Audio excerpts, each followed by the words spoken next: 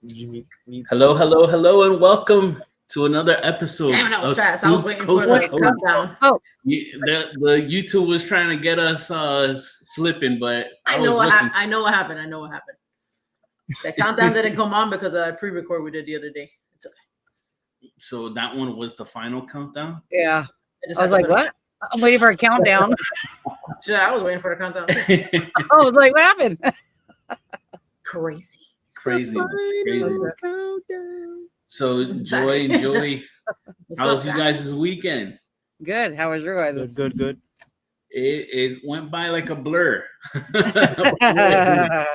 We are here. Hi guys. Hi First everybody. Sunday of August, and we've this year we've had a great time with this show. Cheating. We've had a lot of great guests, and this week is no exception. We've got you another great guest lined up for today's episode. Hey, Jenny. And I want to shout out everybody in the chat room. Thank you for being on time. Unlike us, we just have a hard time being on time. But shout out to you guys. And babe, why don't you tell the good folks about our good friend and teammate Ange? Really quick, I want to say every time I see the name Cheaty McGreedy, like I love saying it because it rhymes. All right. That's all. Cheaty McGreedy. I always have to like read it because it's like it's so fun to me. Thank you guys all for being here and spending your Sunday evening with us. We have a good show for you today. And you know what? I forgot to ask something, but it's okay. So we have our good friend Angie. Angie Kuschel, author of the new book, The Way I See It. It looks like this. It's a good read. I'm not done with it yet because I was in the middle of vacation while I was reading it. But so far, I like it a lot. And she is the psychic medium for our South Florida team, War Party Paranormal. Here we go. Hello. Welcome. Angie. Hi, welcome. Thank you. Thanks for the introduction. That's fantastic. I appreciate it. Very welcome. So I know before we get started, the place I went to where you still have that storefront? Yes. Yes. So tell everybody where that's at and what do you offer there before we get started. Okay. I run an office in 𝒆𝒂𝒏𝒕, Florida. I do psychic readings, tarot, empath work, and I do a lot with emotional trauma healing. Okay. And so, yeah, that's what I do. And you can find me on socials. I have Facebook, Instagram, and new to the tiki-taki world. Ooh, Jenny said she just ordered a book on Amazon today. You're gonna love it. Oh, me and thank Jenny, you. she likes to read books like me. Like Yeah. we're just book hoarders. If somebody has a book, I order it. Me too. Me too. I can't. Every time I go on vacation, I buy everything that has to do with that area and bring it home with me. Yeah, The same way. Yeah, but I appreciate the support. So thank you for purchasing a book. That's fantastic. Thank you guys. And then I have Angie's Facebook page, or you can follow her there. That it's called Angie Spiritual Reading. So everybody head on over there. All right. Thank you. So I want to get your storefront way first because I will forget that, and that would be terrible of me. So tell everybody, how did your journey start? Okay. My journey started before I knew my journey was starting, pretty much. I'm what most people consider a natural born psychic medium, although I did not know that, didn't really know that there was a term for that. As I kind of outline in the book and my story goes, that I always talk to dead people. The difference is I didn't know that they were dead. I just considered them my friends that I hung out with and had conversations with, and they were just part of my life. I never was scared. I never was intimidated. I never felt threatened in any way. And that's kind of how I lived my life up until, that age where the worst thing that you could be is different or weird. So at that point, I kind of just pushed everything aside, tried to be the normal person, the not weird person, and just went about my life and about my business, still always feeling different and weird, but as I got older, I wrote off a lot of the stuff that I was feeling to kind of severe anxiety. I didn't want to be in public places with too many people because I was overwhelmed. I was hearing conversations that I was not part of. I was picking up on emotions and feelings and things that I really didn't want to know about people sitting on the other side of the room. None of my business. And I was uncomfortable. So I kind of became a little bit of a recluse. I still worked and I still kind of had a normal life, but crowds were not my gig. I wanted to be away from people as much as possible. Yeah. And kind of continued on my life just being the person that I was. And then I had a medical incident that unfortunately I had to be rushed into surgery. Surgery did not go as planned. I wound up throwing up into my lungs. I had to be put on life support. And when I came out of that, they said, "What? She's fine. We just don't know why she's not reacting to anybody, why she's not waking up, why she's not being responsive the way that she should be, because everything else seems fine." Now, that whole time is a very big blur. I don't remember what happened. I can only tell you what I was told, and that was that I was having conversations while I was out of the coma, but still not really with it. But I wasn't having conversations with anybody that was actually in the room. Yeah. Yeah. Oh, wow. So, okay, no problem. Not a big deal. Let's just move on. So, unfortunately, some, health complications because of that. So, I was really kind of focused on trying to recover. So, all the things that I started experiencing after that were what I really thought that I had lost oxygen to my brain and was losing my mind, because I was having very, very dreams that had enough detail in them for me to know that I needed to know something, but not enough detail for me to put all these pieces together. And I say that it was kind of like I was watching 100 movies at the same time in fast forward and reverse. I knew something was going on. I just didn't know how to know what was going on. So every day, just get up, try and get through the day. Obviously, I'm having some sort of slip from reality. Ignore it. Just don't let anybody know that you've lost your mind, and everything will be okay. So as this kind of progressed, I was in my room one night, and the voice was as clear as day that gave me very specific instructions to where to find the answers that I was looking for. I had no idea what answers I was even looking for. I didn't even know how to question. So I kind of followed through with that and found out stuff that there was no way that I should have known. And it was all there. It was all true. And I thought, okay, this is a fluke. There's no way that I know things about people and circumstances and situations that aren't part of my knowledge. I mean, I didn't know this.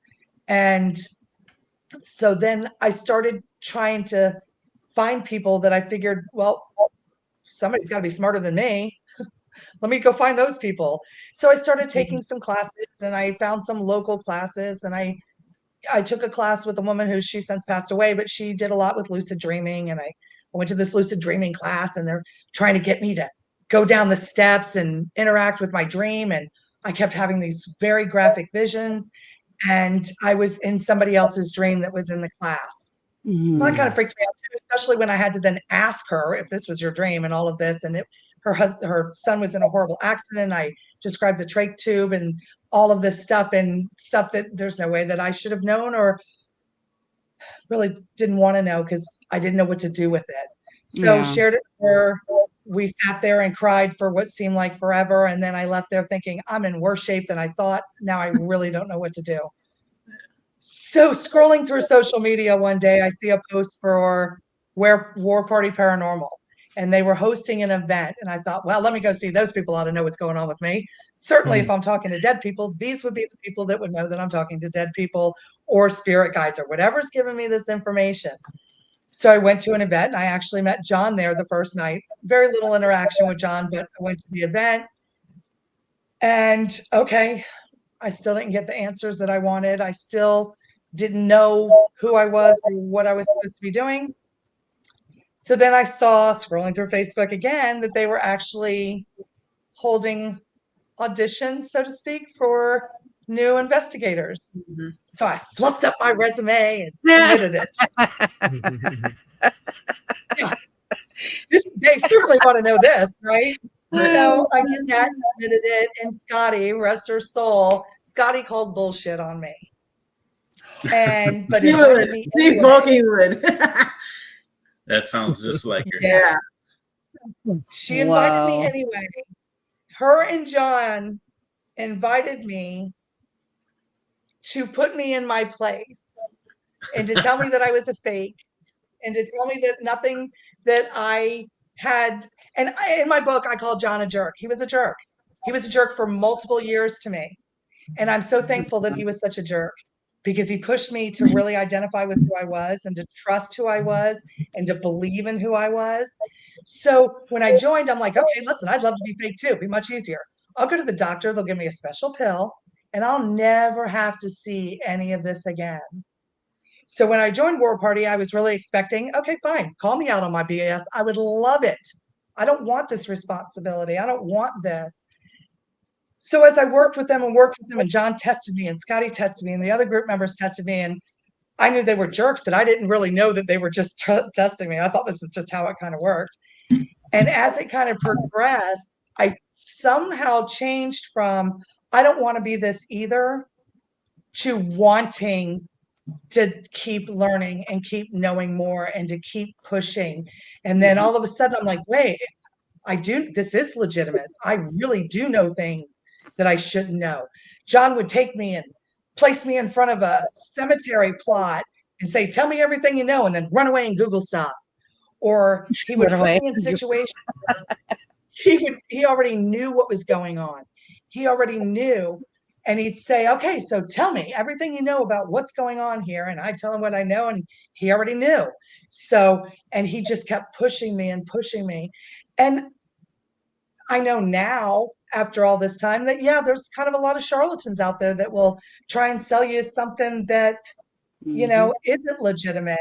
And, you know, there's a lot of people that just feel like somehow they get clout because they're this or they're one thing or they're another. And I was just looking for a place to not feel crazy.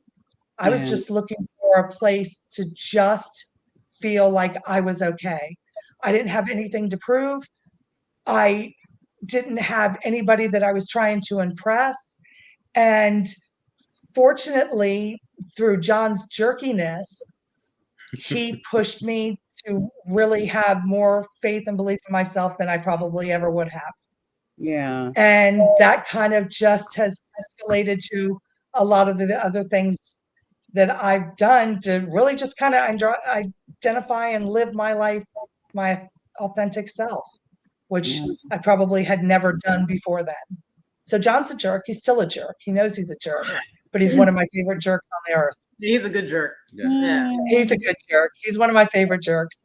It's and he's funny because we were at an event together and he said, by the way, she wrote a book and she calls me a jerk. So he knows he's ready. He knows he calls him a jerk. He knows I called him a jerk. And he said, and I'm good with that. So it's funny because I feel like when I first started with the team,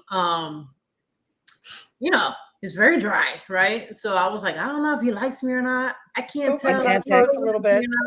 And that's the vibe you get. But what I noticed from him, how I can tell he does like you is like there's little things he does, and then maybe he gets you to like by yourself.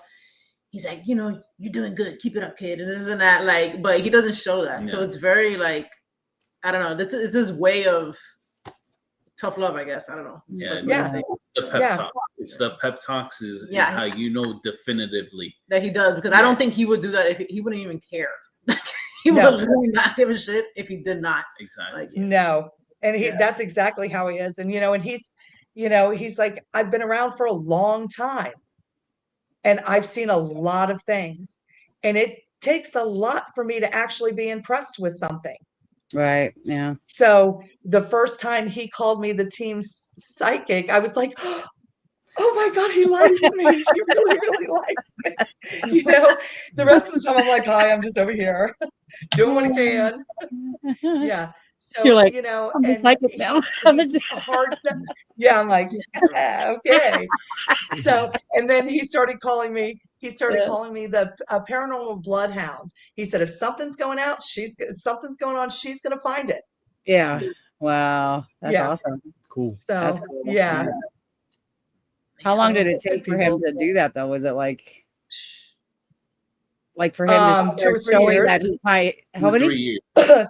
Oh wow. Oh, They wow. tested me for a long time. Yeah. Well, A you long stuck time. through. I mean, I was part of the team. I Yeah. did investigations, you know, I did that, but until he gave me that, it was a long Yeah. time. Wow. For It you was to a long stay, time. for you to stay with it is good. I mean, that's good. Some I people didn't know would've where else I was supposed been, to "Get this, go. I'm out of here."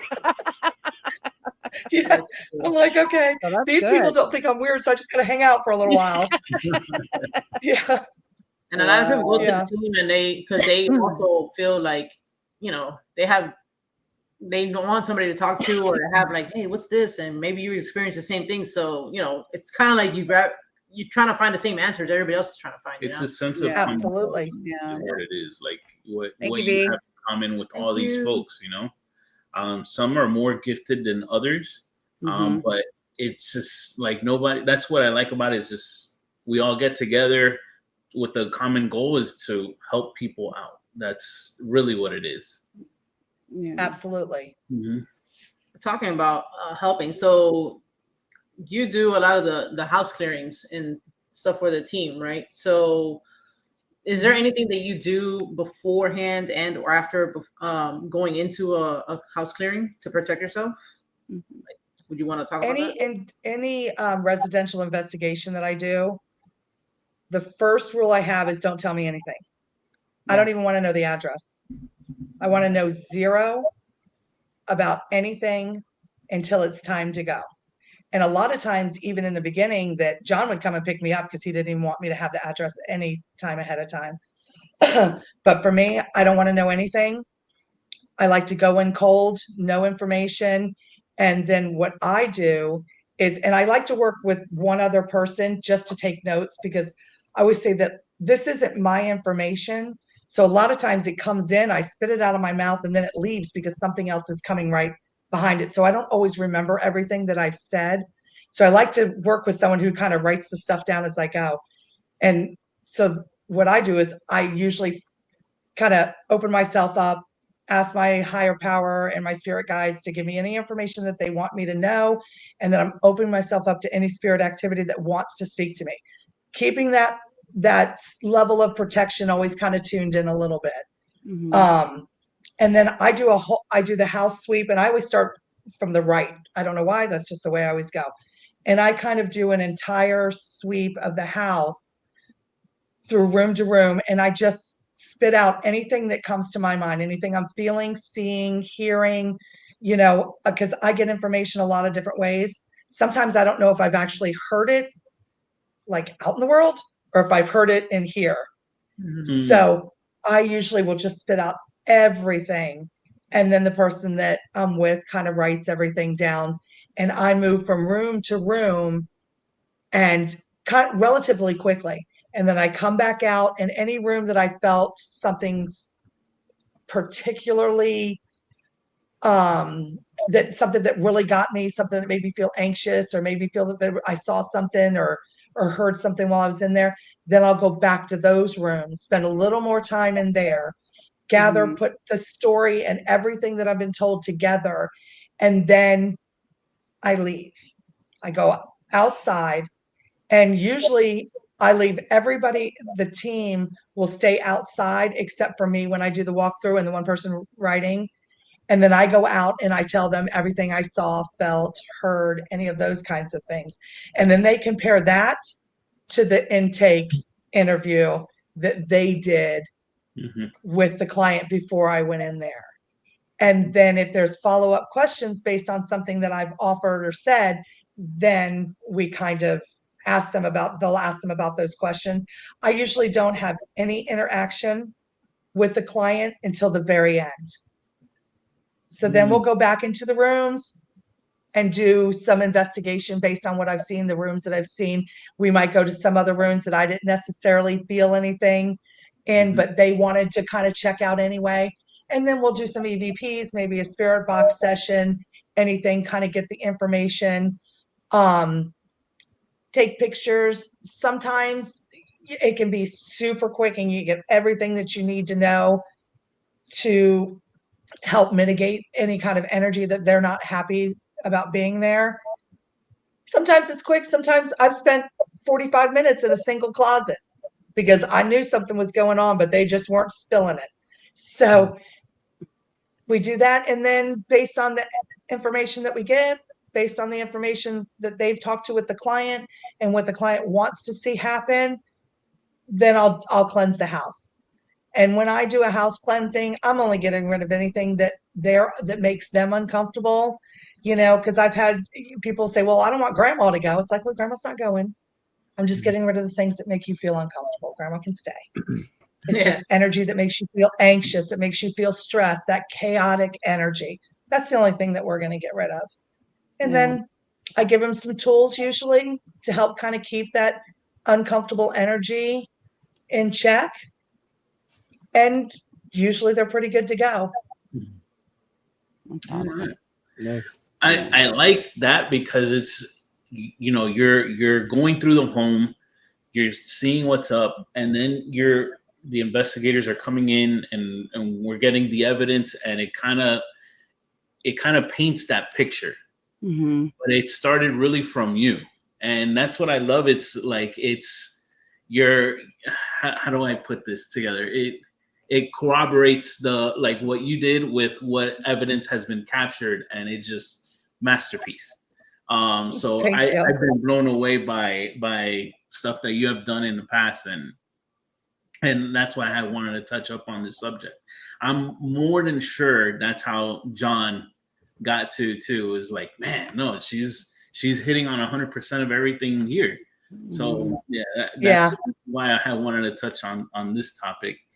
Yeah. And, and we went into, and I won't talk about any houses specifically, but we had this one case where I walked in and I felt really, really bad because I got 0. And I said, there's nothing going on here. Something's wrong. Something's wrong.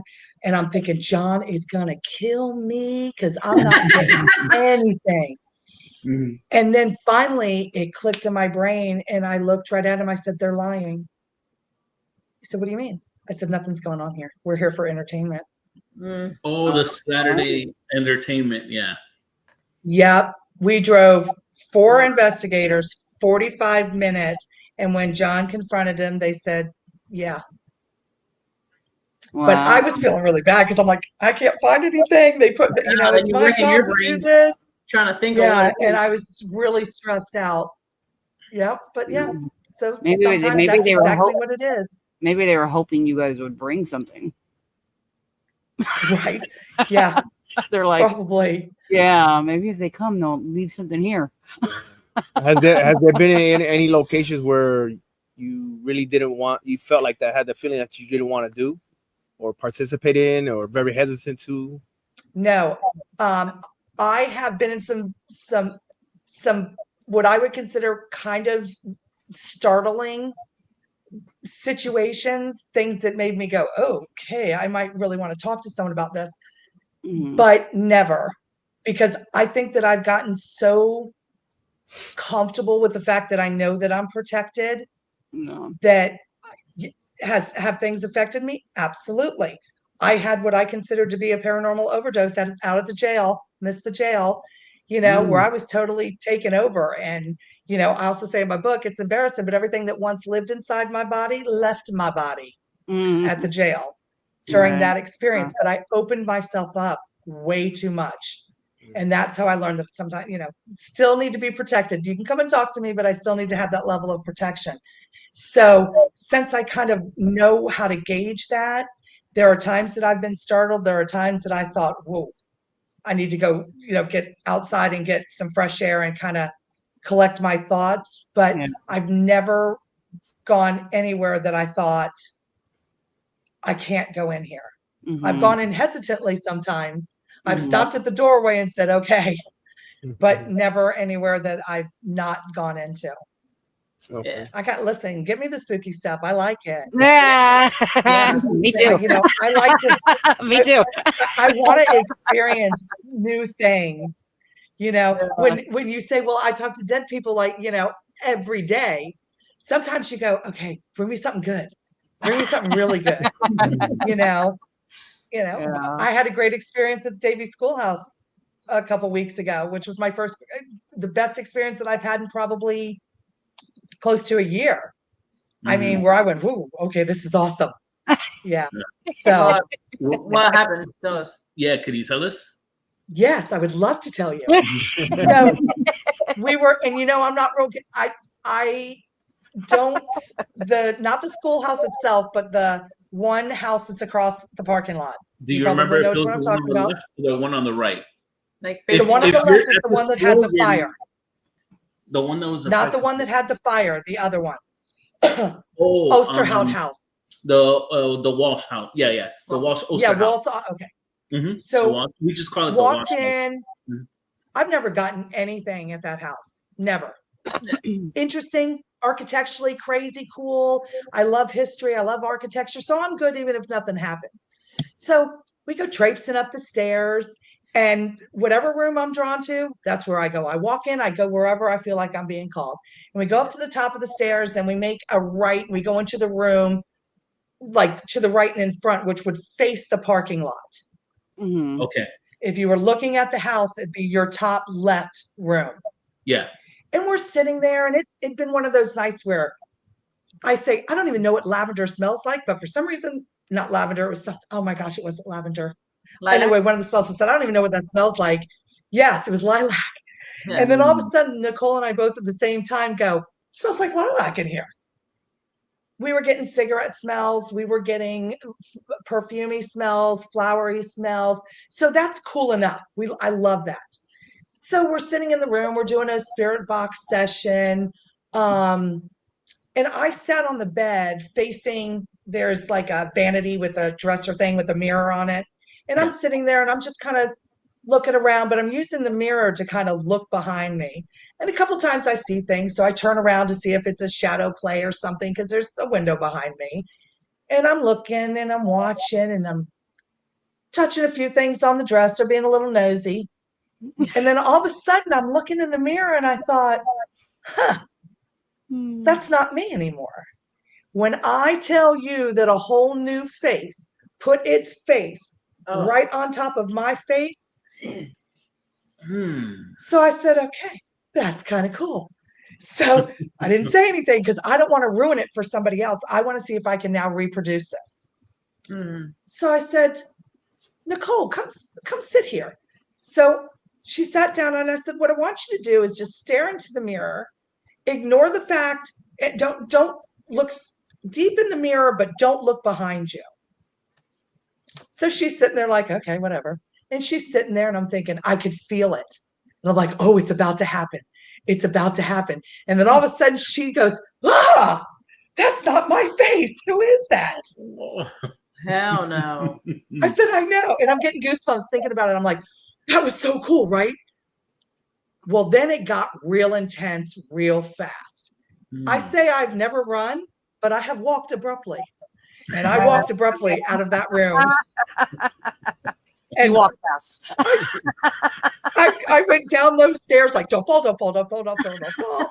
Walked outside, but we couldn't get past the parking lot. We stood there in the parking lot and we're staring up at that window, and you could see people, you could see movement right past the window. And I'm like, I knew we were in the right place. So we stood in this parking lot staring at this window for probably 20 minutes. And then I said, we got to go find somebody else. Other investigators were in the schoolhouse. We're all in the schoolhouse. We were the only two that were not in the schoolhouse. So we go traipsing over there. We grab another investigator quietly. I don't want anybody to know. We're going to try and sneak one off. So sneak him out. go cost. I said, I just want you to come in here with us. Don't want to say a word to him. Sit down on the bed, give him the same kind of thing. Just look in the mirror, kind of look deep in the mirror, but don't pay attention to behind you, any reflections. It's Jeremy, by the way. Jeremy freaked out. Jeremy's, that's not my face. No way. We're 3 for 3. Oh shit. So Jeremy's shaking a little bit. Yeah, He Jerry gets up. He said, I can't sit here anymore. Yeah, he So does he get a goes little and he scared. sits in one of the chairs, and all of a sudden, the stinkiest rotten fish smell wafted through the room. I mean, he's like, it's, and then it comes over, and then it kind of like hung out in the corner where Nicole was, and then it kind of wafted back through and was gone. It's like, well, that was kind of cool. So then we went and got somebody else. So there were 7 people there that night, and 5 of them saw the same thing. And one of them saw nothing, and one of them saw a version, but it looked a little different. Huh. And I was like, that was cool. So especially being able to recreate it. And every time I went up, there was somebody else. I'm like trying to be calm. So just stare in the mirror. See? And then every time I could feel it coming. I knew when it was about to happen, and I would get kind of excited. My heart's racing. And then all of a sudden I get the reaction, and I'm like, yeah. So that was one of the coolest things in a long time. And I was really glad I went, because it's a long drive, but I was really glad I went. And that was the smells, what we saw, everything just really, and we got knocks, we got footsteps, we got a lot of things that happened that night that was a really good investigation. You guys were out of town, I think. Awesome. It just so happened to be we were on vacation. Yeah. Went there though. Go ahead and that make house your is the topic. one. That's the house where we got the full body. Yes. Okay. Yeah. We love the house. I'm glad that you went there though, because Joe is actually the one that he's like, hey, don't go to the Bealey house. That's the house that everybody goes to. Go to the Walsh, and I guarantee you'll get evidence. And ever since then, we only go to the Walsh house. We love the Walsh house, and it gets. I want to go to the Walsh house. And I never done that. Well, I had only been in there. I'd only been in there twice. Yeah. And that was my second time, I think. And the first time there were clients there, and of course everything's a little bit different when you have a larger group of people. But I was like, yeah, I'm not really getting anything here. Nothing was really kind of resonating with me. But I thought, I got to give it one more try, because I'm missing something. I have to be missing something. Everybody else says there's something here. We'll give it another whirl. We can all have an off night. I'm glad I gave it another whirl. One of my favorite places now. I want to go sit in front of that mirror again and again and again. Because I've never tried that. I don't even go to that room, really. Never. We haven't done it. Not really, because just recently we started going. We did the bridal suite, because they use that. People do venues there for like wedding. Yeah. So that house is used as a bridal, the bride's house, and then the other one is like the groom's. Mm-hmm. So across from that, on the other side upstairs is the bridal suite, and it's like, I remember me and Mela did like a session up there, and it was just like there's a lot of mirrors and stuff like that, and it has a bathroom. But that room that you're talking about, I don't remember. We heard like footsteps, and it's very tight up there, like super tight. Yeah, small steps. It is. We went. Yeah, small steps. Yeah. The most impressive thing that's happened to me there was with Joe. We were in where it was the living room, and we kept hearing footsteps. Like if it was right on top of there would be the bridal suite and the bathroom. So we kept hearing. So we just walked up, and then we're starting to do a session there, and the spout from the tub turned on by itself. Yes. We were like, what? Somebody told me that happened. That was with us. Yeah. Yeah. And you know what's funny is that room I called that my safe space, because after being in that real intense room, and I walked in there, I'm like, oh, I feel good in here. This is the breathing space. I can breathe for a few minutes, because after leaving abruptly, a couple times. Those stairs get a little hard on your calves. And I'm like, I'm not going to keep running up and down these stairs. I'm sorry, walking abruptly up and down these stairs. Oh my Yeah. God. So I'm like, I've been up and down like 15 times now. I need to find a closer place to just sit for a minute. Yeah. Paranormal walks. So It's funny. That place actually is where Joe had it was weird. Margaret. Margaret. That was his first girlfriend, spirit girlfriend. Spirit girlfriend, yeah. He had a girlfriend that was there for like a long time. Margaret, always on his ass. Yeah. And she Joe had a spirit girlfriend. That's so cute. No, for real. Yeah, Margaret. That's funny. He never told me that story. And she even called his wife out. Yeah. He's like, "Where's Katie?" And he's like, "Whoa, hold up." Hold on, girl. That would have been that an day he interesting didn't bring thing to her. be there for. Yeah. Like, Yeah. I see that more. Yeah, see if there's kind of like Margaret. some jealous squabble going on. Oh my God. Margaret I and think Katie. she gave up on him because every time when we do the events there and we take that house, there's always a flirty girl spirit and she's always like trying to hit on dudes. And I was like, very weird. I don't know. Huh. But I've seen we get that a lot. I notice that a lot. Yeah. Yeah. Margaret. Flirty girls. That's a flirty chick up there. I don't know what she's doing. Like Right. weird.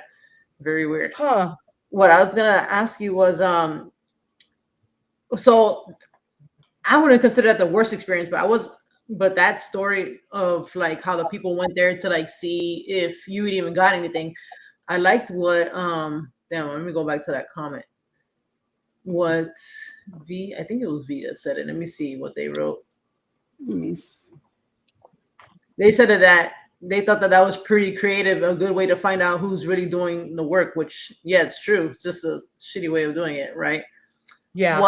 What would you have considered your worst experience at a residential? Like maybe the most like crazy or scary? Like what was it? Was there anything very like whoa? No, I think the worst residential experience that I've had was negative energy that was kind of self-created because of depression, chaos, and addiction. And that energy kind of starts to feed and starts to breathe. And and I had to tell him, I mean, and he said he knew, obviously he knew, and he said he wasn't going to quit. And I said, the energy's not going to quit either.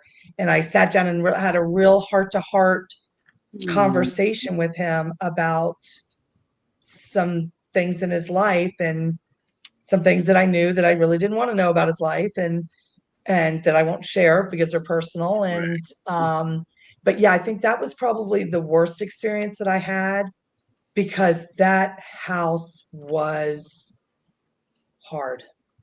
The energy in there was it just sucked the life out of you. Wow. And, I did a cleansing on the house. I left him with some really great product. I left him with tools. I encouraged him, and he actually slammed me all over social media. No way. So, yeah, he did. Wow. Yeah. These people, I tell you. Yeah, said some really nasty things about me. Yeah. And, that's okay. We all have to live in our own truth. And then he came back about a year later, and I believe about a year later he apologized. But, that's Well, I was going to say trust me, he's been because through a lot. he didn't want to hear what you were saying. Yeah. Denial. Absolutely. He did not want to hear what I was saying. Yeah. Say that again. The truth was a hard pill for him to swallow. Right. Yeah. And he actually called out 4 other teams. Yeah. Oh, wow. And 4 other teams. Oh, that they were trying to help him out. I vaguely story. remember this case. Yeah. Yeah. That one was hard because I just felt so, the part of me that just sometimes drowns in empathy for other people just wanted to take him and hug him and drive him to rehab and say, you can do this. Yeah. But then the part of me knows that I can't take that with me when I leave there. Had to try and leave it all behind. So yeah, that was a hard residential case for me. So, and hopefully he's good. Yes. I'm sorry, I just saw Cheesy McCready pop up. Cheating McGrady. Really love that name. Cheesy McCready. Just saw it. And I just went into Jenny's trance. I have to say that word. I know, I'm telling you.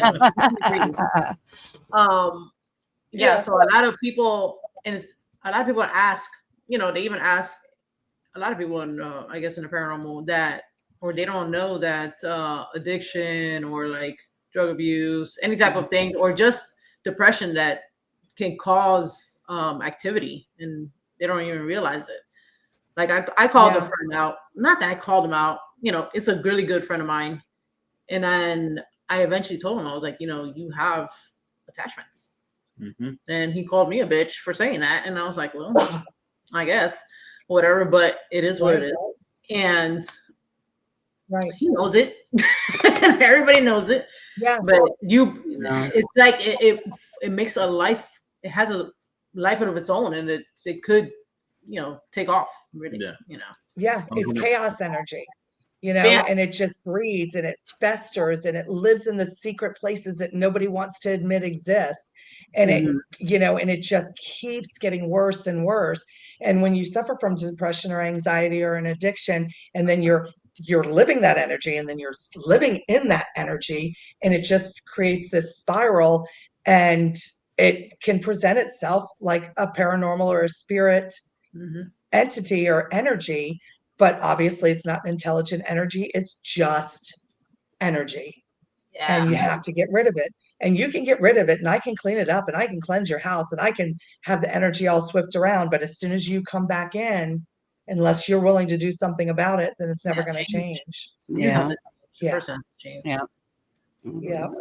That's crazy. What was your, say, maybe during an investigation, what did you have an experience that would you consider your worst experience or your most scariest? Like not residential, like an actual location. Right. I'm trying to, what was my scariest? The scariest thing that ever happened to me actually had nothing to do with anything I was on a paranormal investigation, but it wasn't a spirit that got me. I was plunged to my death out of a 2-story building, but it wasn't running from a ghost. I think probably when I had that kind of paranormal overdose where I was feeling like I really felt like I was kind of going to die. I felt like I was choking, but I was vomiting. I was shaking. I was sweating. It was just, I was really suffering. And that was pretty scary. Pretty scary.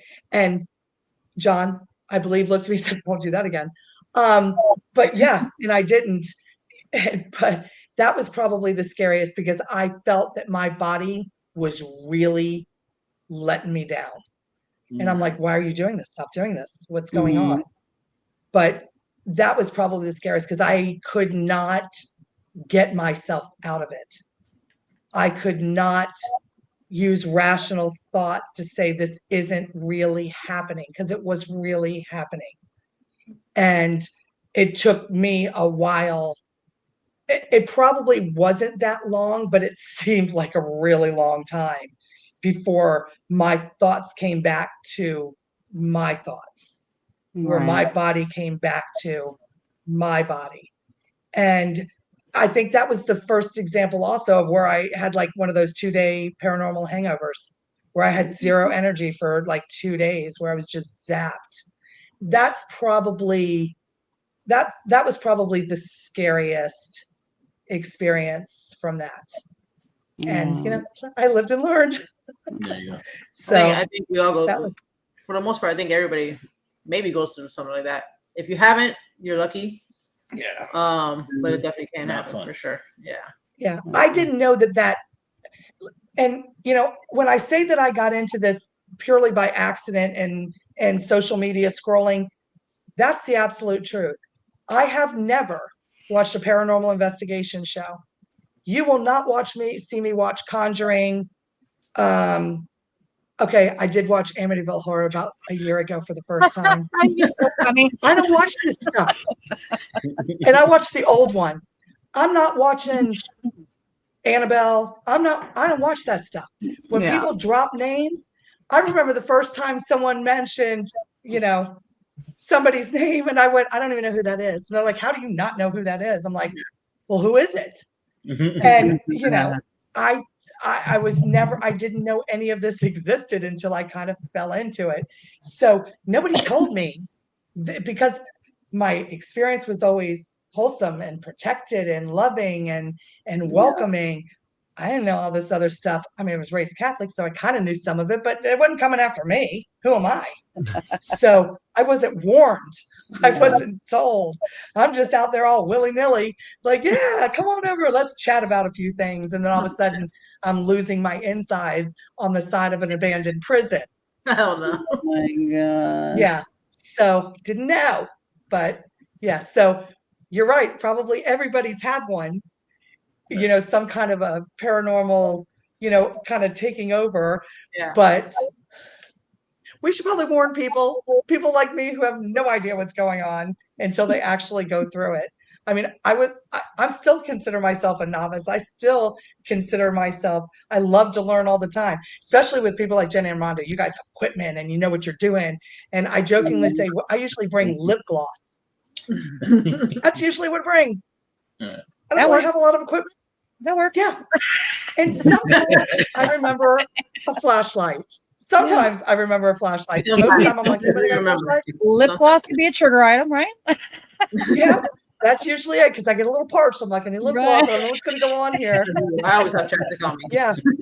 So I like when I get to learn from people that like Jenny and Armando, that like they have technology, and it's like, oh, what does that do? And oh, that looks like fun. And and then it's like it's not all up here. We get to hear it over here too. And so, but I didn't know any of that stuff existed.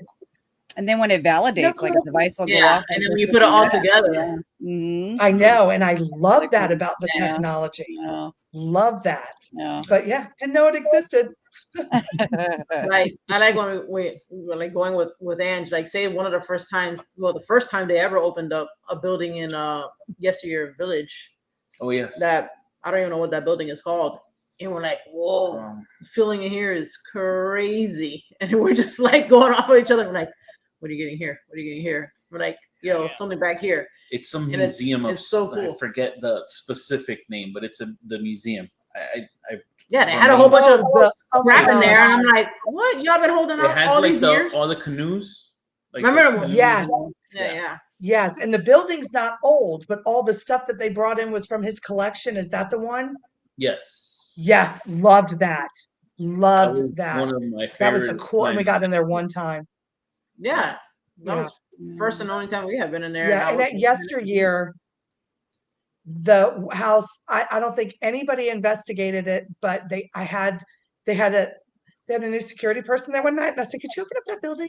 And we went over to the stables, the stable house, or the one that has two houses and then that thing in the middle. Ooh, good. So you want to hear this story from this guy? Yeah, of course. So we go in there, and we're sitting there and we're doing spirit box. We did some EVPs and we did that. And I started getting this story. The guy, and I'll make this story short, he died working on a shrimp boat. The boat caught on fire. He jumped overboard. He did not know how to swim. Oh man. Why did you jump overboard? Because it was on fire. Why did you get on a fishing boat or a shrimping boat if you didn't know how to swim? He needed to support his family. So all of these clues happen because I'm sitting there and all of a sudden I start burping up garlic. And I'm like, I didn't have garlic. I'm reviewing everything I ate. I'm like, garlic. I'm like, where's all this garlic coming from? So using the clues and what I was getting, then we started asking questions, getting spirit box response. We got a few EVP responses. So we sat there, we hung out for a while. We decided we're going to take a little break. Walk over to the bathrooms. I'm standing at the sink washing my hands, and I look up and I've got something down my neck right here, right from my ear to here. And I go, what the hell's that? I go like this, and I go, no way. Smell my fingers. Nicole in the bathroom. And I said, Nicole, come smell my fingers. Weird thing to say in a bathroom. Like, wait a second. Weird thing. Fully admit, weird thing. She goes, Okay. Garlic. Oh, I was going to say Hand to shrimp. God, garlic. Huh. You know the little like outside flaky garlic peel part that like will go away if you rub it in your fingers. Mhm. So there was another piece right behind that I didn't see. She Oh my reached up and grabbed it off my neck and went like this and went, "It's freaking garlic." Wow. What? Wow. That's So I don't random. know how that happens, but I was garlicked by the shrimp. Listen, I I was don't eat just going to shrimp, say that, like garlic and and I got it on the like shrimp boat. garlic shrimp scampi. That's how I got to shrimp boat. Right. What the hell? Yeah. Wow. Yeah. That is So my awesome. garlic guy who worked on the shrimp boat. Yeah. And he garlicked me. And both Nicole and Garlic I me? looked at each other and he garlicked me. And it's a love language. And Wow. she said, "I swear, if I did not see this, nobody could have convinced me that this happened." Yeah. Right. Yeah, Nobody. that's me too. Yeah. Yeah. Yeah. And I said, "You couldn't have convinced me." I'd have looked and said, "Yeah. Okay. Sure, no Yeah. problem." Yeah. Hand to God, it happened. I had garlic on my neck. That That's is And crazy. I love how Crazy. we just made that into a verb. You got garlic. Oh, Uh-huh. Awesome. Yeah, it works. Our I own can't language. wait to see you next time. But like, hey, look, smell my finger. Oh, I know. And I did. I'm like, weird thing to say in the bathroom. Nicole's in there. She's like, I like you, but you know. I'm like, no, seriously. Seriously. And I had just washed my hands. I was finished washing my hands when I noticed it on my neck. That's crazy. I know. It was crazy. Again, No never signs would of garlic? ever. No signs of garlic. Huh? No signs of garlic at all where no, you were there, at. there wouldn't be any of that there. Oh no. It's a I don't know. it's a Wow. museum, No. pretty much like It's a museum. No. And when I it's a You know what? museum. And when I It's first kinda started like like how you burping guys up the garlic, have the, sorry for being rude about my burping, I kept thinking, why am I burping up garlic? Like I said, I went through my whole day. What did I eat today? I ate nothing with garlic. I'm like, nothing. So, but then I got the garlic to shrimp scampi, and he's giving me the story, and I guess he's giving me the way he wants it. Smell my finger. Yes, I know. And that's what I did. I bet. I know. It could have been worse. You could have pulled your finger. Right. Yeah. You'll pull it. Not smell. Oh gosh. Joy, this place is like how you guys have over there the museum community that has the circle Oh. house. Oh, the Heritage Square in LA. Yeah, Heritage yeah. Square. Yeah. It's Mhm. just like that. Yeah. It's Oh, just really? like- yeah. Yeah. You know, I've never Yeah. been there to the Heritage Square. Oh, that place looks awesome. I need to go. Yeah, From the I need to Jack, go. Jack Osborne investigation. I Yeah. loved it. So jealous. Yeah. Did you ask the question that you wanted to ask about? No, it all tied in perfectly. It did. Yeah. Yeah. Okay. That's Oh. what I figured. I do have another question though, but I knew you were going to ask. nah, I'm gonna save that question for last. Okay. Talking about like the feeling of the garlic and like kind of like burping it up. What would you, if you can far back remember, what thinking back at it now, what would you say was your first Claire that you were like, oh, Oh, good you know what I'm question. saying? Was it like Oh, your definitely. audience or Spirit. like clairvoyance? You know what I'm saying? Like No, I take that back. Seeing. the same. Mm. Mhm. I always saw, well, and it's funny. I guess most of my life probably is coming across as funny. I always saw them as leprechauns. Hmm. I always saw them as little people, little leprechauns. The ghosts would present themselves to me like leprechauns, What? Wow. but I knew But- who they were, even though they looked like leprechauns. That's crazy. But not a leprechaun. Like it's just, but it wasn't a leprechaun. Or are they a leprechaun? Nope. They're not really leprechauns. They were ghosts. They were spirits. Okay. But I think that I kind of believe, and I'm sure everybody's belief system is different, but I believe that when something's trying to come to you, it tries to come to you in a language that you're going to understand, in a Yeah. way that doesn't seem intimidating or threatening, especially if it's like a relative or a spirit guide or something like that. So when I was seeing them at a very, very young age, they were little leprechaun people. Yeah. And so that was probably the first thing. And then I would hear them and then I would talk to them. So I don't know if one naturally or one really came before the other, or if they just kind of came at the same time. But yeah. But I would say now I see spirit energy quite frequently, but I hear it more than I see it. You know, I'll see shadow figures, I'll see, but I think that I hear it more than I see it. Okay. But yeah, so then I would say, yeah, my little leprechaun friends. It's interesting. So you're like the only other person I think that's brought that up where I can probably relate to that, because you said you saw it as when you were young. My first memory, I guess, and so the thing is, I don't know how old I was, but I know I was very, very, very young. I had 3, because I remember where they were. They were like here, here, and here in front of me, and so it was 3 things when I looked at them. And they weren't that, obviously. But thinking back now, older, and I'm like, bro, what was that? I think it was just that. Like, they presented themselves not to scare me. You know what I'm saying? Right. But they came out, it was, this is going to sound fucking crazy, but this happened. Okay. So it was a jacked up Mickey Mouse. It was a Mickey. It was a Goofy. And I don't remember what the other one was. So I'm assuming it's some other cartoon character. And that's what it presented itself to me. And they were like around me, like kind of like hovering over my bed. And I was just like, and that's not supposed to scare you? no, because I was a kid. I mean, Right. yeah. I mean, yeah. And if it came up like Freddy Krueger, then yeah, I shit my pants. But you know what I'm saying? Like, I don't know. If they just I was Nikki really, and really Donna were hovering above me, I'd be like, I'm telling you, They I just was seem like they were there to play. yes. Hi, Jim. No, I didn't see any of that as a youth. The only thing I remember that is one of my first core memories. I did see a leprechaun. His name was Lucky. Are you serious? Yeah. No. Please. I don't remember. I see him Where? in a red box every Saturday. Yes, I am. Yeah, I know. Lucky Charms. Go ahead. Yeah. There's been a box. Maybe that was my problem. I was eating too many Lucky Charms. Magically. Yeah. You guys are funny. Oh Lord. What I gonna say? So Claire, that's interesting. So yeah, I always wanted to ask you that. Yeah. Did you have a favorite moment investigating? That's a good question. Yeah. Yeah. That was one of mine. Yeah. Mhm. My favorite moment was in the body shoot at Waverly. Hills. What? So, walking down the body chute, boy, that's a long walk. We set up some equipment. One of the things we set up at the top was a music box, you know, that goes whatever.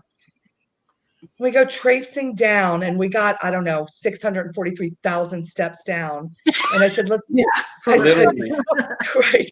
And I'm like, I think we need to, I'm not sure. I need to breathe for a moment, but maybe this is a good place to stop.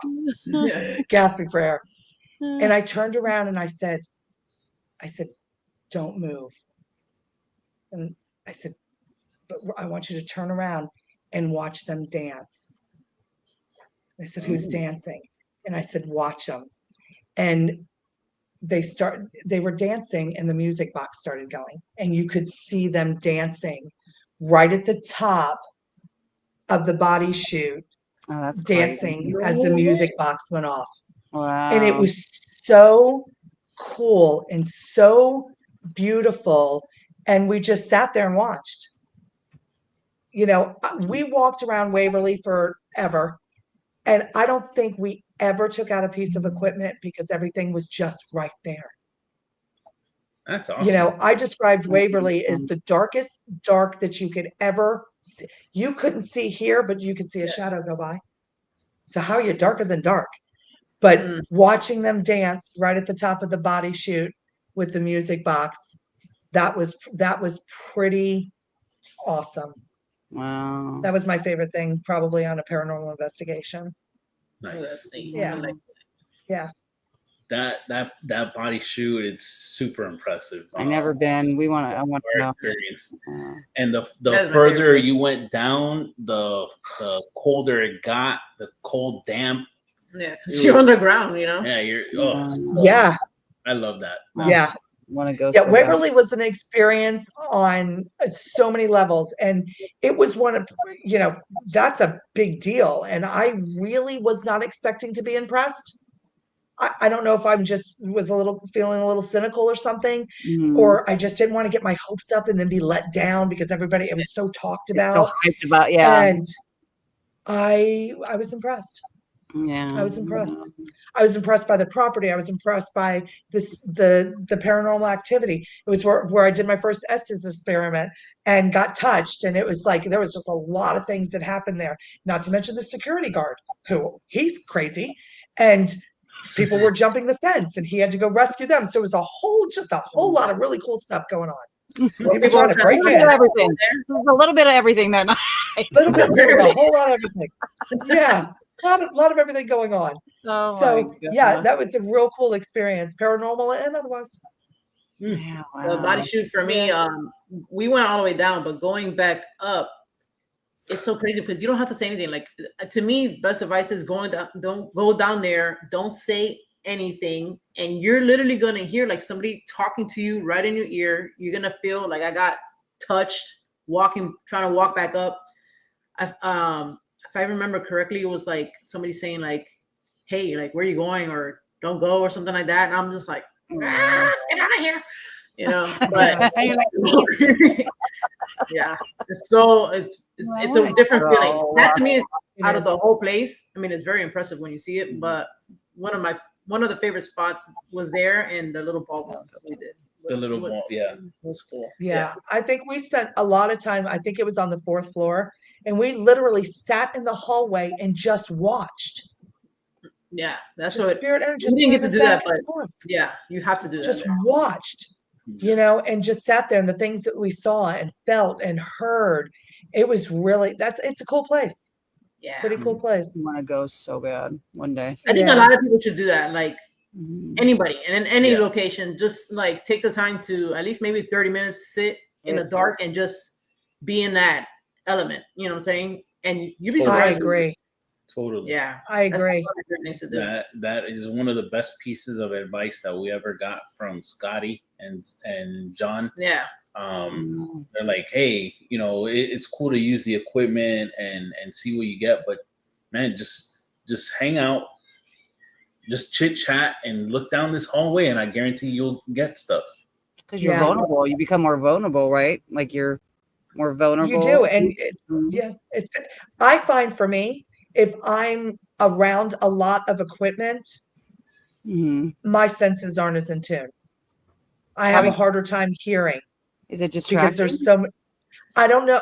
I don't know if there's just because it's putting extra energy in and that's interfering with me. But a lot of equipment sometimes it makes it a little more difficult for me. But you sitting you would hate to be around us. I love. Sometimes I have way too much equipment. And I love it. I love it because it gives you answers to questions and it confirms certain things. Yeah. But sitting in the quiet, and I was there with Scotty and John at Waverly, and we sat in that hallway forever and just sat there. Oh, wow. Yeah. I like, in my defense, I like to give the spirits options. Yeah, and a lot of light. This banquet of stuff for you. Yeah. It's a charcuterie board. If you don't like this, I have this. Yes. Or this, and this. No, and then Joy gets to like, she's like, I don't want you to touch that shit anymore. Touch something else. Yeah. You start taking away stuff. Joy is the warden. You're the worst. She's the warden of paranormal equipment. I am. I'm like, It's all like, right. thanks for replying, but could you do it over here now? Yeah, exactly. Yeah. I just bought this one. I need you. Yeah, we need to save this shit. Oh man. Well, I guess what I was gonna ask you was I don't know if it's in a residential or anywhere, but like, what would you consider being a medium? What would you consider the worst type of entity?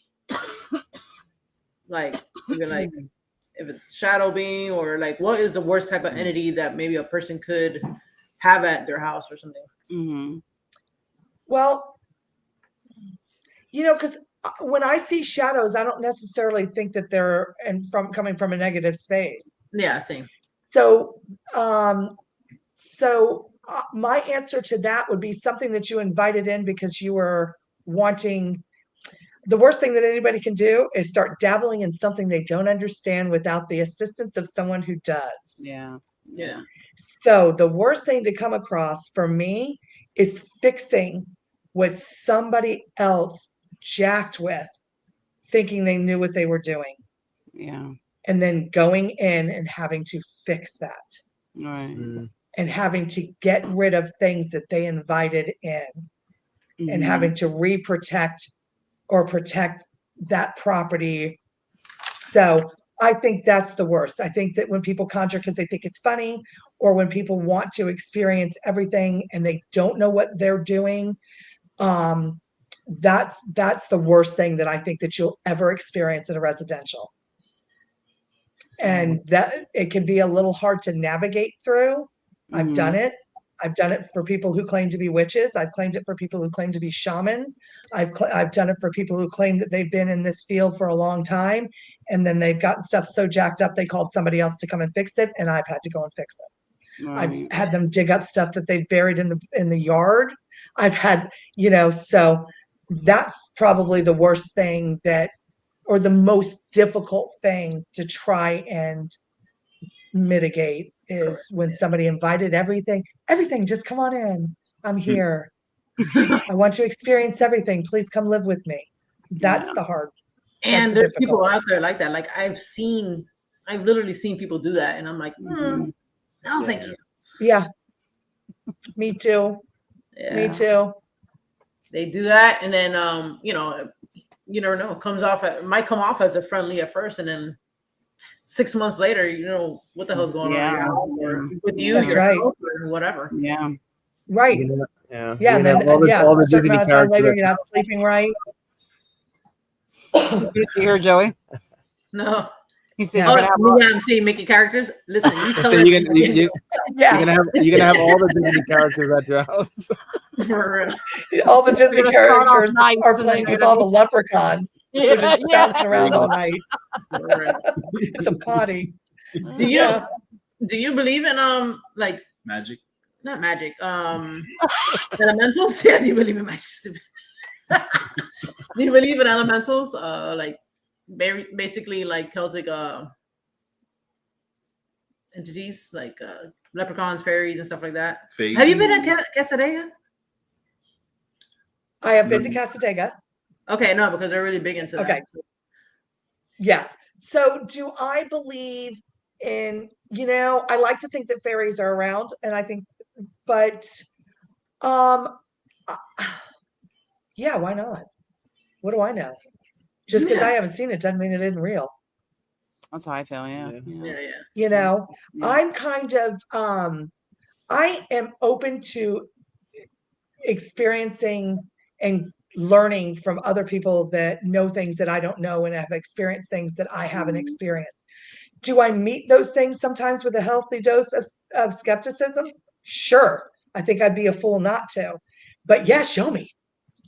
Show me. I'd love to see it. I love to hear about people's experiences. And sometimes I'm like, that really happened? And other times I'm like, how come that didn't happen to me? So yeah, sure. Absolutely. Just because I haven't seen it doesn't mean it's not there. All right. Edie McGreedy said that she thought I said quesadilla. And I'm going to let you know right now, I'm hungry. So don't say that. That's right. Yes, I've also had quesadillas.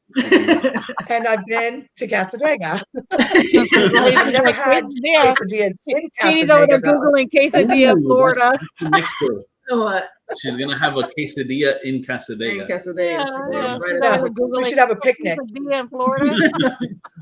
There you go. Back to the charcuteries and smorgasbords. Yeah. I loved Casadega. That place was so cool. Yeah, it was. I have been there several times. I've never investigated there. I want to go back. Yeah. So I've never investigated there. I've nosed around. I've hung out. I've enjoyed some cool stuff, but I've never done a formal investigation there. If you can, and this goes out to the chat room too, if you guys can, definitely go and stay at the Ann Stevens Bed and Breakfast if you want to go and investigate there. Yeah, you can. They don't mind you investigating it there, and we've also very nice people. come across. There's Wow. 2 portals on the property, On that property. Yeah. Oh, damn. Nice. and you're like half a mile away from Hotel Casadega. Not even a half mile. Like No, a I want to quarter stay mile. in that hotel because I ran into a portal in that damn hotel going to the bathroom. And I didn't Really? like that. And then I said something to him when I walked Oh, my out. finger. I was like, yo, I went across this corner and like something hit me, like, and I was like, what the hell is this? And then Joe went to the bathroom, and then he was like, there's something weird around that corner. And I was like, you too? So we didn't tell each other this shit. Yeah. Something off there. If something is, everything's there is crazy. And then I came back having like weird fairy dreams after it. That lasted for like 6 months, and then I never had it again. I think it's connected to that place. Yeah. I was fucking odd. It Wow. sounds like very weird, but I Wouldn't, like it. wouldn't that be some shit if you went through it and you ended up like in the future or like somewhere, you know, and you're like, how did I get here? Well, you know what? Angie's talked to Kevin. She's been on Kevin, Where the Weird Ones Are podcast. Okay, Check that episode out. Yes. Mhm. And Kevin went through like Mushroom World, so who fucking knows? Oh, He had That it. would You have never been heard crazy. his story. That would have been one hell of a story. Yeah. that Wow. was awesome. We talked about that the first time we were on with him. That was awesome crazy. story. Did he tell you about that, Ange? I don't think so. Oh, you gotta hear that, boy. Okay. Go and shameless plug. Also, we've been on with Kevin, I think like 3 times, but that was Yeah, on the he's very a yard. first time that we were on with him. But He'll doesn't discuss with you the Yeah. mushroom Yeah. story. I don't Just think I heard ask that him about story. that. Yeah, DM him and ask him about that story. It's crazy. Like I want to know more. you know? Okay. That's cool. Um, Wait, he wasn't on mushrooms? no. No, Oh. he was not. He was right of mind. Yeah. No, he was fine. Wow. Yeah. Wow. Nice. Wow. So later on this month, we're going to Savannah. Uh-huh. Tell everybody about that. Yes. Ooh, Macabre Con. Macabre Con. Yes. Yes. So we are going to I'm so excited to go to Macabre Con. Yeah, me too. I have been asked by Courtney. I'll be joining the War Party panel. Hmm. I'll be joining a psychic medium group panel. Cool. Yeah. And a seance, Oh. and I think an investigation, something like that. Yeah. So I'm excited. I hope everybody buys tickets and come out. When I checked the ticket sales last week, going fast. So if you haven't bought yours, get on it. How the hell did you check the ticket sales? Well, you tell me afterwards. Don't worry. Yeah. Yeah. So on the link that on their Macabre Con, click on gotcha. it, and it said how many tickets were left. Yeah. Oh, So shit. it just I said how didn't many know were left, that. not how many were sold, how many were left. Okay, no, I didn't Yeah. know. So so they're going fast. So I hope everybody comes out and joins us. I'm excited. Especially you guys are going up on Thursday. Yes. And yes. Oh, So The I'm Comic gonna Con go is around like and the spend Comic Con some for time. us here, right, Jen? Right? Is that what we? No. So No. this is just like a little symposium that Yeah. Courtney Okay. and Micah, who we'll have them later on in Shout out to September. Ghost Coast Paranormal. Yeah, Ghost Coast Paranormal. They run tours in Georgia, in Savannah, Georgia, with a couple of locations there. So Uh-huh. they put up together this event, and it's Oh, going to cool, be at cool. the theater there. I forget Savannah Theater. the Savannah Oh, Theater. nice. And I think somewhere else. I don't know. I have no idea what's in store. I just know there's an investigation, there's panels, Oh, that's cool. Yeah. and cool people. It's going to So, be a really everybody- educational, guys. yeah, it's supposed to be an educational thing, and then just scientists are going, psychologists and stuff like that. Oh, So, wow. Great. Nice. Yeah, if you want to check Awesome. out Ange and 305 Paranormal, we'll be there. So for real. Yeah. you'll catch us there all weekend. We'll be there representing. Yeah, Oh, we'll yeah. be representing the War Party Paranormal crew. Yeah. Yeah, I think it's going to be a lot of fun. A lot of interesting people are scheduled to be there. A lot of interesting people are sure to show up. Yeah. And you'll find me probably Thursday evening laying in a cemetery somewhere underneath the tree There you go. until I have to. We're That's my favorite place to be. staying so- like right at the. We're gonna be a block away from the theater. Yeah, we're staying like in that immediate area. Yeah, So yeah. I'm staying further in by the park, by one of the Forsyth Park, I think is where I'm staying. Oh yes, yes, I know. Mm. That's where we're looking to rent an Airbnb, but okay, gotcha. yeah. Yeah. Yeah. Okay, I'm I know staying where you're at. further in. Nice. Yeah. So I'm looking forward to just hanging out. I love hanging out there, just sitting there quiet. Yeah. What are your thoughts on cemeteries? Like, do you find them peaceful? I think everybody yeah. with kids find them so peaceful. I don't think I don't think I have anything. I find it like sad. You know, that's because we're mourning. We go to mourn for our loved ones. But everybody with sight that I find them peaceful. Yeah, a lot of people, a lot of psychics. Peaceful, Yeah. beautiful. Yes, yeah. You know, So do I very- sometimes walk around and look at some of the grave markers and think, God, so young? Mhm. Yeah. Or, Yeah. you know, or do I sometimes have conversations about something that, you know, with a spirit that's there and it wasn't quite so pleasant, or that, you know, and Yeah. it's sad. Yeah. But they're just, I don't know. I find them just A it's rest. the It's best just place to quiet. relax for Yeah. me. Just quiet. Yeah. Yeah. It's quiet. It's beautiful.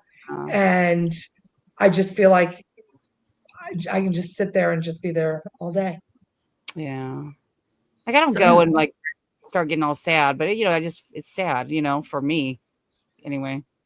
Going, I just see the people. You know. There are definitely stories that are sad. I mean, Mm. I went over to Riverside one time and, you know, didn't even realize it just recently. This young girl that was a friend of my son's, her mother had just passed away and stumbled Yeah. right across, literally still freshly buried that day. Mm. That made me a Yeah. little sad. Those are the to ones know that that- are worse. Yeah. Those are the Yeah. worst ones, And yeah. so when I go to places that are local, sometimes I recognize some of the names and they make me a little sad, and, you know, Mhm. but historic cemeteries, those are just really cool places to be. I love them. Nice. They look Maybe so I'll just have to train my thoughts. Like, Mm-hmm. it's peaceful here. It's quiet. They're at rest. You know. Absolutely. Yeah. My I love favorite it. one. Have you been to Micanopy's Oh, Micanopy cemetery? Cemetery. Yeah. Oh yeah. Wait a minute. I can never. No. I don't think I've been to that one. What's the one You've with the been to mass burial Micanopy? ground? That's What? Mayaca, Port Mayaca. I've been to. I don't think I've ever been to Micanopy. Oh my God! So why did we get there? Micanopy, Why did we get there? we went there because we were gonna go to That's why the we con went to- for Lee for Oh, the we went. This is Gilchrist. when we came back from Hamilton. I mean, oh my Gilchrist. God, from Old Gilchrist County. So we always kind of passed that town, and then Joe was like, "Hey, I want you to check out this place." or whatever. That cemetery to me, I was like, it's almost like I stepped into like I was like, I don't know Like a how party? but I loved being in there, We were in the past. dude. It We was were so beautiful to me. Like how you said, Yeah. like peaceful. Yeah. I could have been there all day. It was, and then Yeah. some places smell like flowers. It smells so nice, and I was just like, oh, wow. I was in awe. First, I don't know, it was weird as It hell. was filled with I've those never trees felt that like you that. like too. With the And I love hanging- like the cypress trees and stuff like that. Like I want to live in a place like that. I could totally live there. Yeah. It was so nice. Port Yeah. Mayaca is probably the busiest spiritual energy cemetery that I've ever been to. Mm. That one, you can just sit there and watch and listen. Which one's that one? We Is sat that there the for a one while that and has just That's the Can I one. get an Conversation. English or Corona? So Port Mayaca, that time that we went, it was me, you, Joe, and we ended up having to leave because okay. we're Oh, the yes. mosquitoes. Yeah. Mosquitoes. Story was that they'll when choke you off. No, but they're fucking crazy. Joe and I, we were walking by ourselves because Jenny was being pulled in a different direction, Mhm. and we kept hearing. They kept her- hearing my name, right? and- no, we kept Nice. hearing your voice telling us Oh. to come, and you were like, "I never talked to you." No, guys. I What wasn't are you even about?" talking. But both of us heard it, and we're like, "You told us to come. That's why we're here." Mm-mm. That's crazy. Yeah, Port Mayaca. That was another one where I didn't run, but I thought, maybe I'll go wait in the car until the other guys show up. After about 40 minutes of all this conversation and all this movement and everything, I mean, it was just a lot. And it was like, okay, they're running a little late. I'll go wait in the car. It's a little I chilly wonder out here. why. And it I was wonder- a little chilly. I wonder why. I that mean, would be just so much active. spirit Yeah. activity. I don't know. That's- It was something. It was just a lot. Do people Maybe- go there and investigate? Do people go and investigate? And, Yeah, like, we go out there and Yeah, investigate. Yeah, you don't think? Do you think that has something to do with it? Like it kind of wakes them up? Good. Maybe. No, I don't. I personally don't think so. I think that they're just out there minding their own business, having They're just conversations, like, and we "Hey, just whatever, happened yeah." upon it to hear it. Yeah, yeah. They're like, hey. And I was just there to listen. They would have been talking whether I was there or not. Mhm. Yeah, I think so. I was just eavesdropping. I had a question before we wrap up. When you were talking Okay. about say like protecting yourself, do you feel that do you feel like having a protection hinders spirit communication? That's a good question. Yeah. That is actually a very good question. And I'm going to Mhm. say yes. Mhm. I think that it does. So the way that I work, because, I know that there's negative energy out there. Do I want to be exposed to it? Enough to learn what it is, but not Yeah. much more than that. Right. So I kind of have this dial that imaginary dial that Mhm. during my normal everyday life, I'm in tune about to 1 or 2. I don't want anything bad to happen, but I don't want to hear all the crazy and all the voices and everything 24/7. And then when I go on an investigation, I used to turn it up to 11. Get the reference? Turn it up to 11. Yeah. Am I too old for that? I say, am I too old for that? I'm the only old one. I would turn that sucker up full blast. Everything. I'm ready. Let's go. Now I keep it at about an 8. Mhm. Every once in a while, if I know that something's going on that I got to get a little deeper into, I'll ask the spirit guides, come on in, keep me right here, but we're going to tiptoe in this line. Yeah. So do I think that it does play a factor? Yes, but it depends on what part or what's important to you. Is it important for you to get enough information and still be able to go home and be your normal human person? Mhm. Or is it important for you to say, I interacted with a really negative influence and now I'm agitated and angry and aggressive and hate the world? I'll keep it tuned out. Yeah. Yeah. Yeah. Wow. I want to know enough, but I don't want you to come live with me. True. Yeah. Yeah. So, That makes yeah. sense. So Yeah. that was the long answer to the short answer. Yeah. No, you're good. My final question. And the three of us shared an amazing relationship with Scotty that's no longer with us. My favorite story with her was finding out that I was on the team, even though I didn't know I was on the team. And basically, long story short,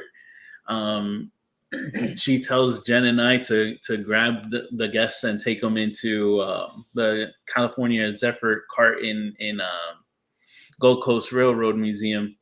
And I tell Scotty, I was like, Scotty, but I'm not on the team. And then, well, he didn't want to feel like he was overstepping. He was like, I'm not on the team. I'm not gonna. Yeah, You know what I'm saying? I didn't want to feel like I was, overstepping what I was Being a guest or whatever. doing, right? Mhm. So then she goes, "Well, Armando, what the hell have you been doing here all this time?"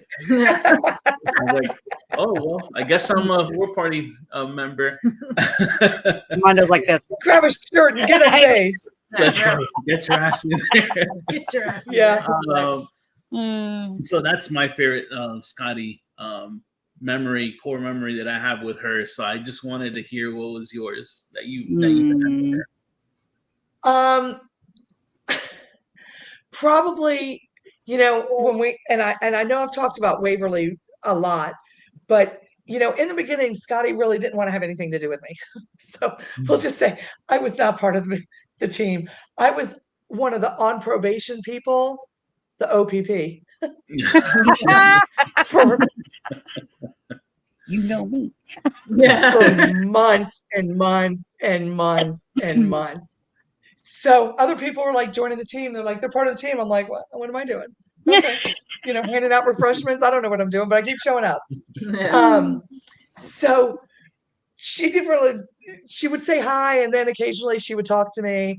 And but I think that I knew that she started to respect me and started to appreciate who I was, not only as an investigator, but as a human being, Mhm. is when we would go to like Yesteryear Village and she would say, I think I'm going to move you on flotation today so that you can hang out with me a little bit. And then sometimes she just wanted to sit there and talk. And we'd talk, and then she'd say, well, go help them out, get out of here. She was done with me, so I think that it just kind of, she got tired of me talking, I guess, and sent me on my way. But when she would say to me that, we have enough investigators tonight, I want you to just stay at command with me, there was always a reason, even though she didn't necessarily tell me what the reason was. Sometimes she just asked me a really random question but she wanted to know something. She just didn't want to ask me directly.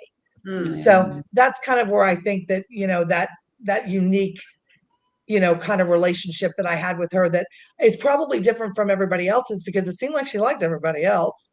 With me, she tolerated me for a very long time. Then I think she liked me. With other people, she's like, oh, hi. And I'm like, what am I doing over here? Yeah. So, but I think she was skeptical, Yeah. So listen, I grow on people. That's all I can say. I wormed my way in with diligence. Yeah. I just kept showing up until they said, okay, fine. I love Grab a that. shirt and get your ass in. Yeah, for real. Grab a shirt and get your ass in. Yeah. I Yeah. love it. Oh, God. Oh, man. I want to thank you for joining us today. Yeah. And thank you guys in the chat. I know some people said that they went and they ordered a book. So thank you. Yeah. So much. Thank you. Thank you. Thank you guys. Yeah. Appreciate it. And that's how you show love Yeah. to our guests, is by helping them out, supporting them, liking, subscribing to all the projects that they have going on. So we definitely appreciate you guys doing that for Ange and for us as well. Yep. Yeah. I thank you guys so much for having me on. This was great fun. Yes, And I get to see you in a few weeks. I'm excited. I know. I'm so excited. Yay. So excited. Ange has we have the ticker on the bottom where you can catch her. Oh, I didn't even notice that. Jen is getting good. It's hypnotizing, eh? Yes. Go and please check out her book, The Way I See It. It's on Amazon, right? It's on Amazon. Yes. The link is pinned in the chat. Dantex put it there as well. So thank you guys very much. Ange, any last plugs that you want to do before we go? No, follow my socials. It's Angie Spiritual Readings on TikTok or on Instagram and Facebook. And TikTok is Angie's.spiritual. And I would appreciate that. And, thanks you guys, Jenny and Armando. I love you guys. You're amazing. And nice to meet Joy and Joey. You guys are awesome too. And thank you. I appreciate the time. We will definitely be seeing you in less than a month. I'm looking forward to it. So excited. Few weeks. Weeks. You're awesome. You crack me up, and you crack me up. It's funny, man. You're my type of people. Yeah. Thank you. Chat room, thank you very much for engaging with us the whole episode. So thank you. And guys, as always, please remember, if you want to get spooked, hit that notification bell, hit the like button. Please feel free to comment on this episode. Tell your friends, tell your family, come watch Spooked Coast to Coast. We'll see you guys next Sunday. Hit the bell. Bing, bing, bing. Bye. Bye. Bye. Thank you.